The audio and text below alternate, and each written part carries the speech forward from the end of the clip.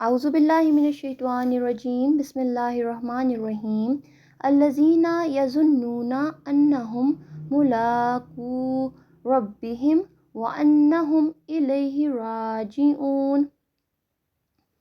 جو یقین رکھتے ہیں کہ آخرکار انہیں اپنے رب سے ملنا اور اسی کی طرف پلٹ کر جانا ہے۔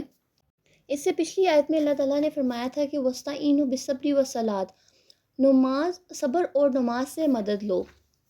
بے شک نماز ایک سخت مشکل کام ہے، مگر ان فرمانبرداروں کے لیے مشکل نہیں ہے جو سمجھتے ہیں کہ آخرکار انہیں اپنے رب سے ملنا اور اسی کی طرف پلٹ کر جانا ہے۔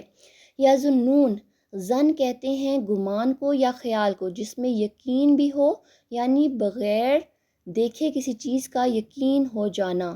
یہ ایک گروپ کی بات ہو رہی ہے کہ وہ لوگ جو یقین رکھتے ہیں کہ وہ اپنے رب سے ملاقات کرنے والے ہیں اور یہ کہ وہ اسی کی طرف پلٹنے والے ہیں، تو وہ جانتے ہیں کہ انہیں تو اس وقت ہر چیز کا حساب کتاب بھی دینا ہوگا جب وہ اللہ تعالیٰ کے حضور پیش کیے جائیں گے۔ انسان کے عمل پر سب سے زیادہ اثر انداز ہونے والا ایمان بالآخرت ہے، کیونکہ وہ انسان کو ڈراتا ہے اور اس میں خوف پیدا کرتا ہے کہ وہ برے کاموں سے بچا رہے اور اللہ تعالیٰ کے احکامات کی پابندی کرے۔